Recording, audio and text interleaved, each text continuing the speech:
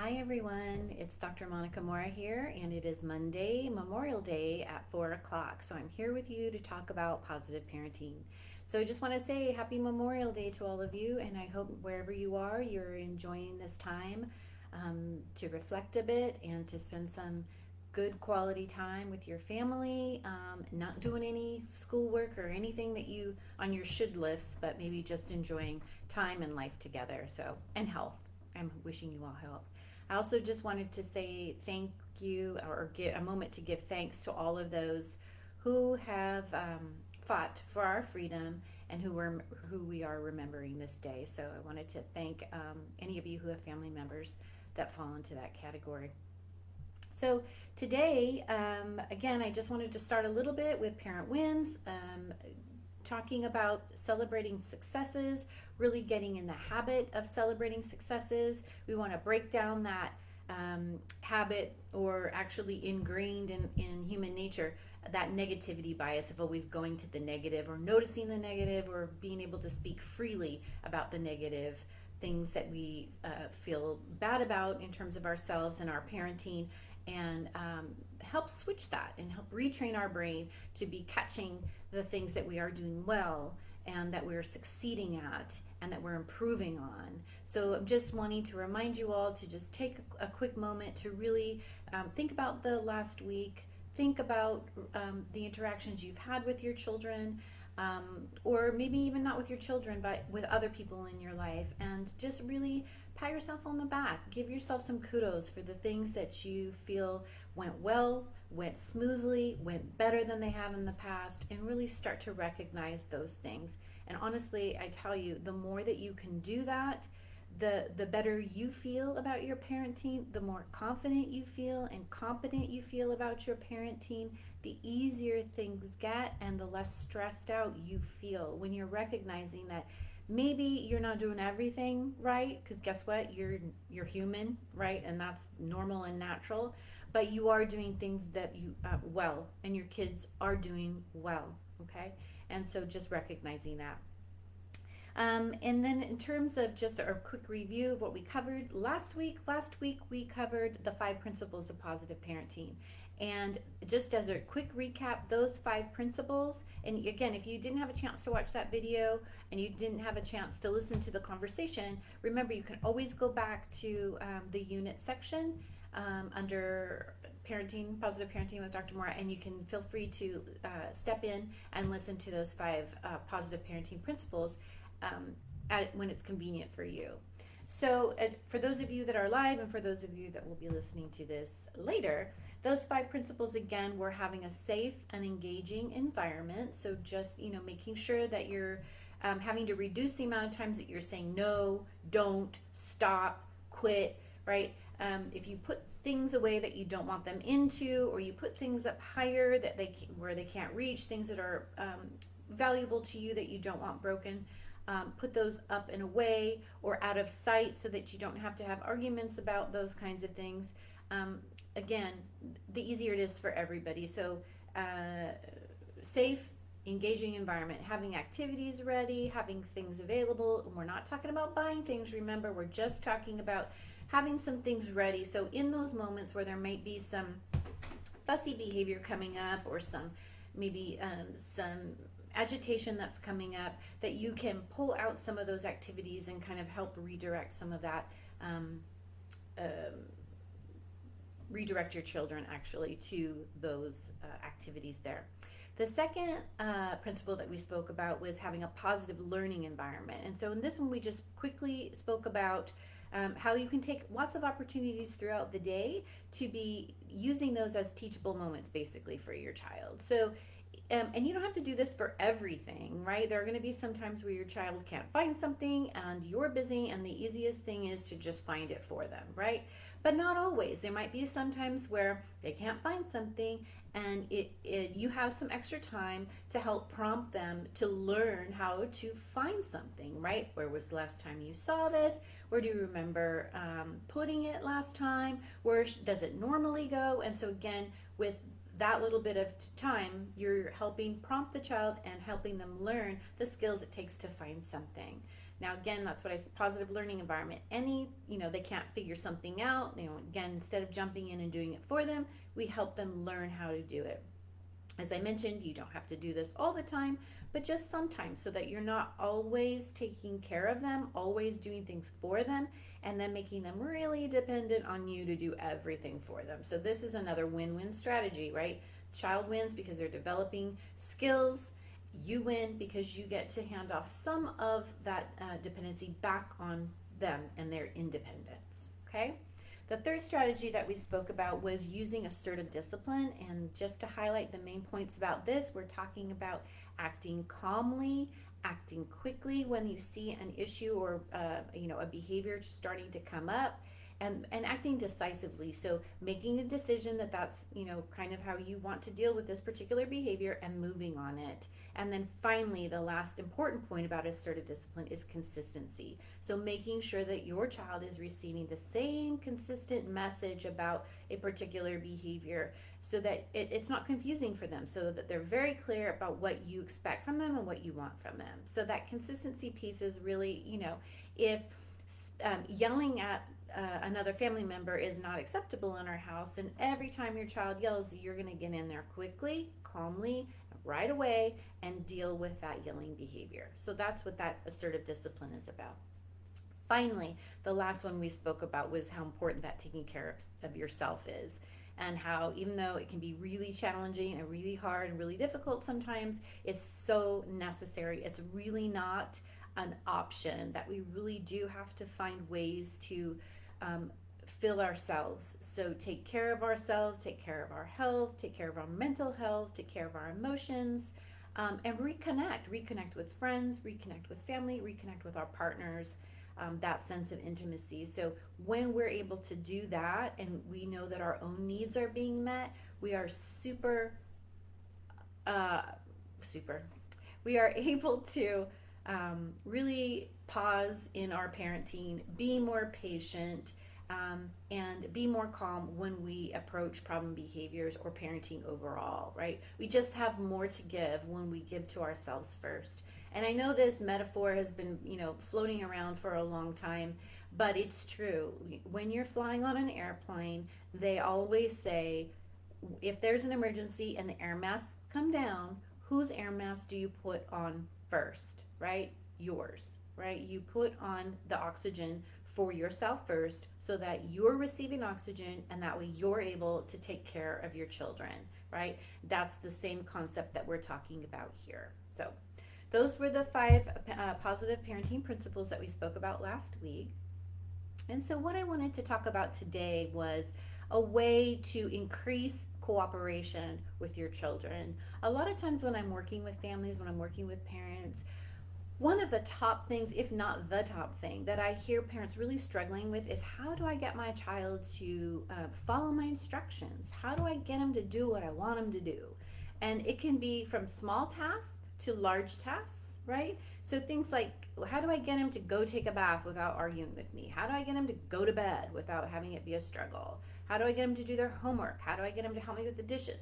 So all these kinds of things. Or how do I get him to play nicely? So whatever it is that you are trying to get your child to cooperate with you about or around, these steps can be a great way to do that. Okay? And if you as you're following along with me and we're talking about this, you might recognize some of the strategies that we've been speaking about in the previous weeks, right?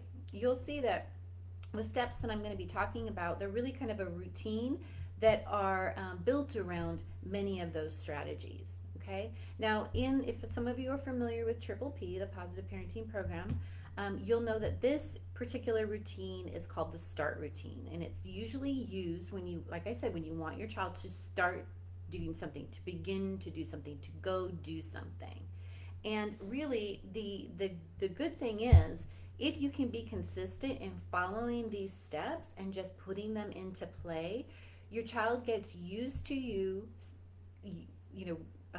expecting this from them, and it becomes more normal. So It is a routine to get cooperation, but you're in this routine, you're teaching them, right, how to cooperate, how to get along, how to be a functioning member of our family, okay? And so when you are able to follow these steps, it really reduces the chance that you're going to fall into what we call an escalation trap, which is when you ask, it's time for go take a bath. You don't get a response. You raise your tone. Go take a bath. No response. You raise your tone again. I said go take a bath, right? And so at that point, when you've raised your tone and you've escalated, that's the time when they'll go, oh, she means business now. I'll go take a bath. We want to break that cycle. We don't want to have to keep falling into that trap of escalating and escalating and escalating until they do what you've asked them to do, okay?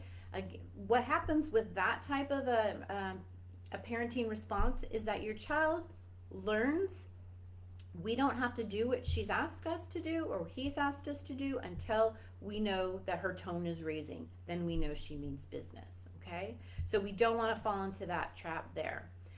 Or the reverse can happen as well, and that's what we call accidental rewards, which is when we ask them to go take a bath. They don't take a bath. Go take a bath. They don't take a bath. I said go take a bath. They don't go take a bath. And finally you go, forget it. No bath tonight. I don't want to deal with this. So in that particular situation, what they have learned is, hey, if I can just hold out longer than my parent, I'll get what I want, right? I won't have to go take a bath. So we've given in and we've accidentally reinforced that behavior of not cooperating with our instructions. And we certainly don't want to do that, okay? So these steps are fairly easy to follow. If these are a little bit different from what you normally do, and you tend to fall into those escalation traps, which I tell you we've all fallen into, so don't beat yourself up. We've all fallen into those escalation traps at one point or another. We just want to recognize that we are in them and break that, okay? And so the first step that you want to do is to give that clear, calm instructions. So in the previous videos, we talked about ways of giving clear, calm instructions. So obviously, we want to keep them short and simple. We want to just make sure they're clear, so we want to make sure we're describing exactly what the behavior is that we want them to do or the task that we want them to do, right?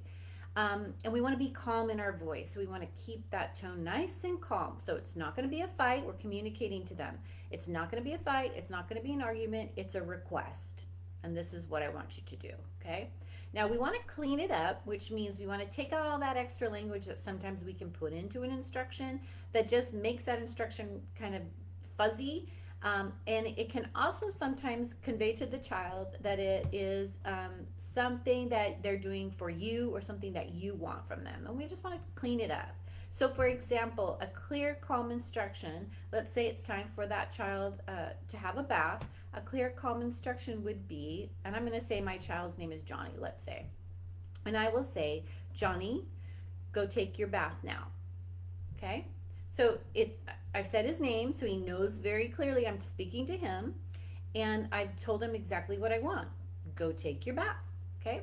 I haven't raised my tone, and you can still be warm, right? You can see, Johnny, go take a bath, okay? We're not gonna say, go take a bath, okay? Because that little okay intonation there implies that he has an option. It's a question. Is it okay with you, Johnny, that you go have a bath?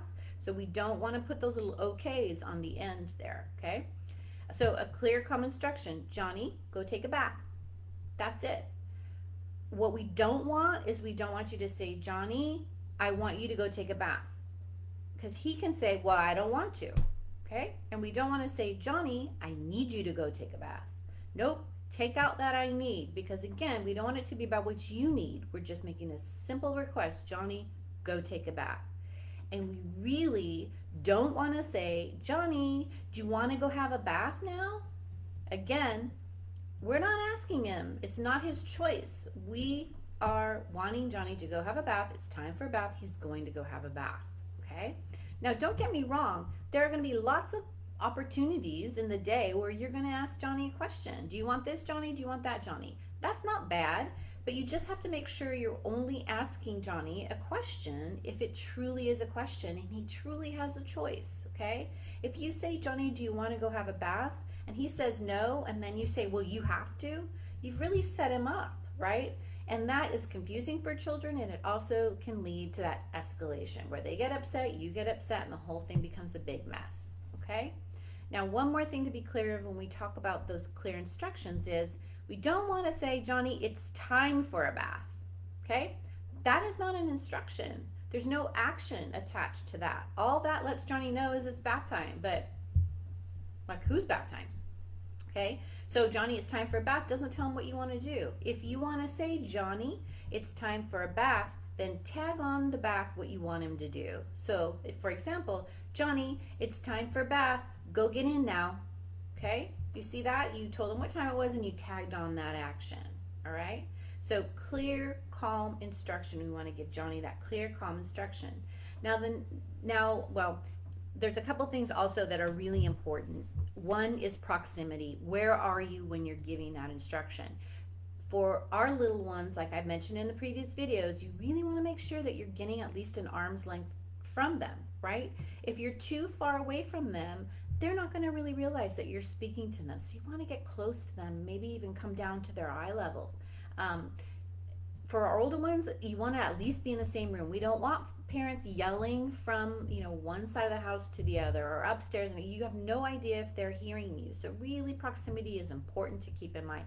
Get close to them, okay? Then the next thing is saying their name first alerts them to the fact that you're speaking to them.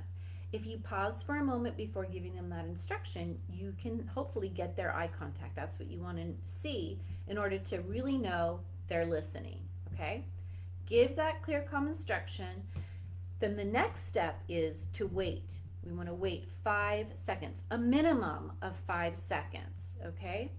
Now that 5 seconds is really important because it allows our child to process what it is you just asked them to do, right? To make sense of it. They've heard you. What is it that she's asking me? Okay, what do I want to do about it? 5 seconds. So and I would like for you to practice this because we know that parents typically wait usually around 2.5 seconds and they feel like that's long enough. 2.5 seconds, really. That's not long for a little one to, again, process what you've asked them to do, pause for a moment, and then make a decision and act on it. And actually, I challenge you to think about how long it takes you sometimes when someone asks you to do something, especially if you don't want to do it. How long does it take you until you respond? So 5 seconds, and really, tap it out on your thigh, tap your fingers 1, 2, 3, 4, 5. Okay, so we're giving them 5 full seconds to respond there. Okay, now ideally what we're shooting for is that we've given that clear, calm instruction, we've waited those 5 seconds, and then Johnny's going to get up and say okay and bounce off to the bath. Well, he might not bounce, but he'll go to the bath, right? The final step then when you get that cooperation is to say, Johnny, thank you so much for following those instructions and getting into the bath. That's amazing. Wait, well done. Okay, that's where that descriptive praise comes in. We are noticing what he did and we are highlighting that right away. Now, if bath time is always the problem, what we would praise then would be the bath. We would say, way to go, you got in the bathtub all by yourself, nice job, right? But if it's cooperation that we're really trying to build in our child, then that's what we want to acknowledge. So we want to say, you did a great job following my instructions. That's so helpful. I appreciate it. And we want to make that praise comment with some enthusiasm and some sincerity, because kids can really feel if you're just kind of giving them a pass off praise comment there. Okay. Now remember, once Johnny's, bath time isn't an issue anymore and he's going on his own all the time and we're not having arguments about it, we don't have to praise it as often anymore. We can, give him a thumbs up or smile at him or whatever. We can phase out some of that praise there. But initially, if this is a problem time for us normally, we really want to focus on building him up and getting him in that bathtub and making it, again, a positive experience. So those steps are the goal. What I'm talking about equals cooperation, right? You give a clear and calm instruction, you wait, child does it, and then we acknowledge it, we praise it. That's what we're working towards, okay? Now, what do you do when that's not the case, right? We got to get there. And so now what I'm going to share with you is the steps that we're going to have to take to get to that goal side, okay? And it really is very similar. We just have a couple extra steps there. And again, remember the key is consistency. You got to follow this all the way through and keep going until you get that cooperation to the task, okay? So what I mean by that is if you give that instruction, Johnny doesn't do what you've asked him to do, and you give that instruction again and he doesn't do what you've asked him to do, we have to follow through with some type of a logical consequence, right? And then come back and give him that instruction again.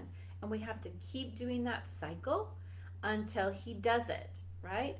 If we don't follow it all the way through and we give up and we say, okay, forget it, like, you don't have a bath tonight, go to bed dirty for all I care. Okay. If we do that, then what we've done is we've fallen into that accidental reward trap that I was talking about, right? Or even a reverse escalation trap, which is where that child just has to escalate behavior and continue to not comply or to cooperate until we give up. So again, we're reinforcing that, and that's not something we want to do. So these steps will, now, like I said, the steps would be, as we're working towards getting the cooperation, would be, again, the first thing is that clear, calm instruction, okay? So telling him, getting close to him, getting down on his eye level. You might even need to tap his shoulder or something if he's watching TV or playing a video game or even reading a book, right? You might just tap his shoulder and say, Johnny, let me see your beautiful eyes. And so he looks at you, and then you say, Johnny, go get in the bath now. And we step back for a moment, or we can't go too far. Just give some space, right? And again, like I said, count to yourself 5 seconds. Okay, 1, 2, 3, 4, 5. If Johnny hasn't moved and he hasn't made any effort to get up to the bath, we're gonna stay. Hi, Nikki. I miss your face too. Mwah. So he still hasn't gotten into the bath, and so then what we're going to do is again calmly get down to his level again and say, Johnny, you may be feeling agitated, and no, maybe you will be feeling agitated because you're anticipating, oh great, Johnny's not going to have a bath, this is going to be a disaster. But keep that calm exterior, okay? So again, calmly approach Johnny and say, Johnny, go have your bath now. Again, give some space and count to 5. 1, 2, 3, 4, 5. If Johnny has not gone to have his bath yet, then we will say, okay, Johnny, I told you twice to have a bath. You haven't done it. And so now, let's say he's reading a book. So now I'm taking that book away for 2 seconds.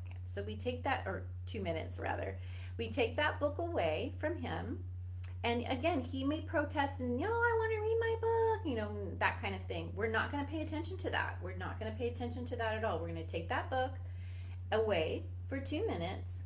Then we're going to, and Johnny may at that point go to the bath, but he might not. He might be sitting there waiting. So when those 2 minutes are finished, or 3 minutes, depending on how old your child is, you would give the book back to him. Now, don't freak out. We're not going to let him get re-engrossed in the book, or we're going to give him that book and say, okay, Johnny, it's bath time now. Go get in the bath. Okay? So Johnny, what we want Johnny to do is be the one to put his book down and go have a bath. Okay? We don't want him to go have a bath because we've stopped the activity. If we stop the activity, he's not learning to do that cooperation, right? He's not learning that. He's just learning that, oh, she took it away, and so now I have to go do it. That's not cooperation. So that's the point about giving that book. And so giving them that book and saying, okay, Johnny, it's bath time now. Go get in the bath. And so hopefully at this point, Johnny will put the book down and go have his bath. And then, of course, we're going to be all over that and say, Johnny, great choice. I love the fact that you went and had a bath when I asked you. Way to go. Okay? Now, if Johnny doesn't for a second time, let's say he opens that book and says, I'm going to read. I don't care. I'm not dirty. I don't need a bath today. Right? Then we give him that instruction again. Johnny, because we've given it once, right? And we've waited 5 seconds. Johnny's reading his book still. we're going to give him again another chance. Johnny, it's bath time. Go have your bath, please. If Johnny still doesn't cooperate, then we will repeat that again. We'll take his book again and say, okay, Johnny, you haven't listened to my instruction to go have a bath. Now your book is going to be taken away now for 4 minutes. So we've increased the time this time, okay? He may be pitching a fit this time. We'll ignore it and not paying attention to it. Then again, at 4 minutes, we'll come back and we'll say, Johnny, 4 minutes is up now. Here's your book. It's bath time. Go have your bath, please. Okay?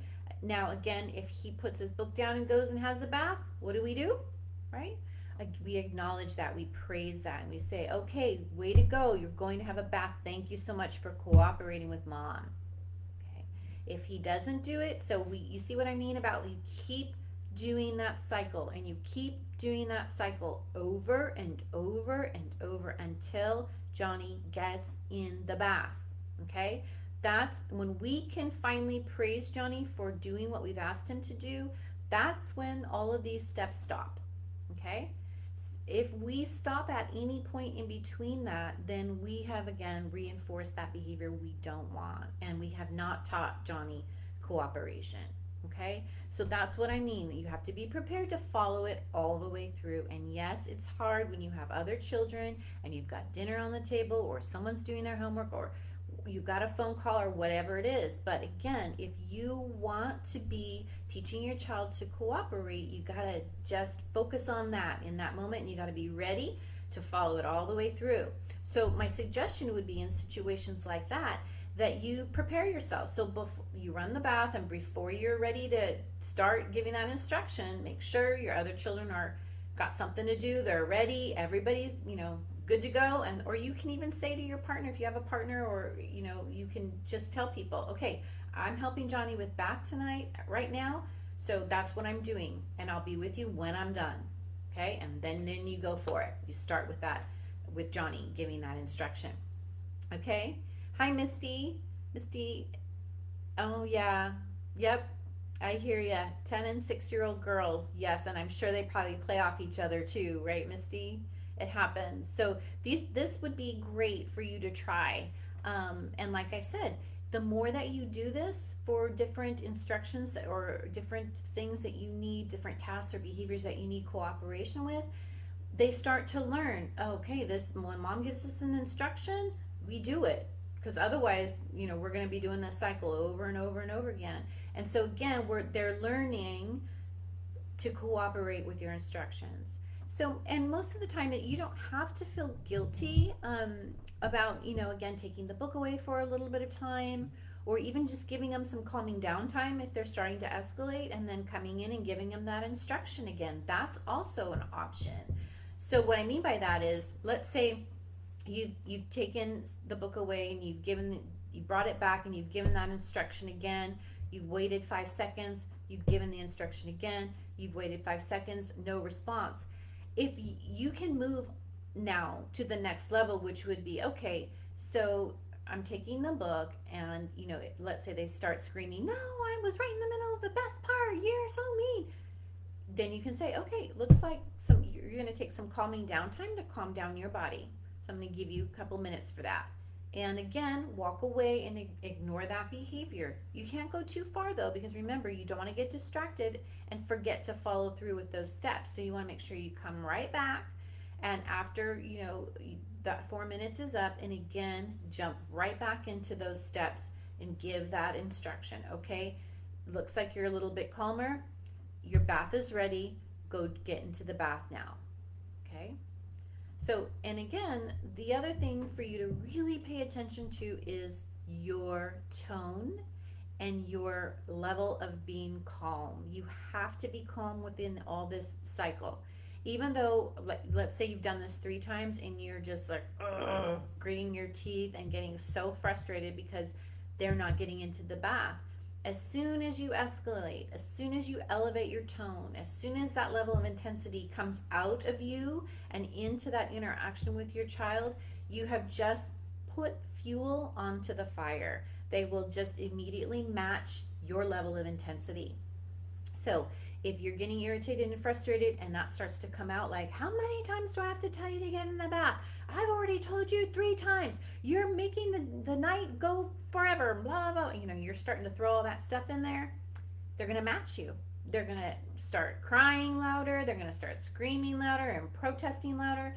And the whole thing is just going to escalate into a bigger situation. Okay? So, as hard as it is, and it is very hard at first, you got to do those calming techniques. How can you keep yourself calm as you're going to start this process with your child? Okay? So that was a lot to try and put in there for 30 minutes, but I noticed our time is up. So just to recap, cooperation, what we're working towards is clear, calm instruction, wait 5 seconds, child does what we want them to do, we acknowledge it by praising them, a real genuine praise, okay? That's what we're working towards. That's the goal. For most of us, we have to start with the step before, which is we give the clear, calm instruction, we wait 5 seconds, child isn't going to do what we asked the first time, we will give them another clear, calm instruction, same one, wait 5 seconds, child doesn't do it again, and then we will back that up with that logical consequence or some type of a calming down time, and then we'll come right back to the beginning, give them that instruction, clear, calm instruction again, wait 5 seconds, and hopefully at this point they will go do it and we will praise. Okay? Now, one more thing before I sign off today, and that is that sometimes what we see is that a lot of children need just one more chance. So they need one chance. So we give that clear, calm instruction. We wait 5 seconds. They don't do what we've asked them to do. We give that clear, calm instruction again. We wait 5 seconds and they go and do it. So that's also progress, right? They may not have done it the first time, but we stayed calm. We gave them that second chance, and then they go and do it. That's okay. We'll take it. We don't want to give that instruction more than twice, okay? We give 2 chances. That's it. And then we follow it up, okay? Hi, Miriam. Go. Thank you. I'm glad. I hope this is helpful. I think you'll find success with this if you're able to just follow those steps there. So anyway, let me know how this goes. If you try it and you have questions, or you try it and you think, oh no, I don't know if I did it right, let me know. Put it in the comments. Feel free to do that and I will respond. I will help you work out the kinks to this for sure. Remember, you can always go to my website, drmonicamora.com. Feel free to communicate with me that way as well. So anyway, I gotta go. I'm past my time. I hope this is helpful. I wish you all luck. Stick with it. You can do it. It'll be bumpy at first, perhaps, but I know you can do it. So I have faith in you. All right, guys, we'll see you next week. Bye-bye.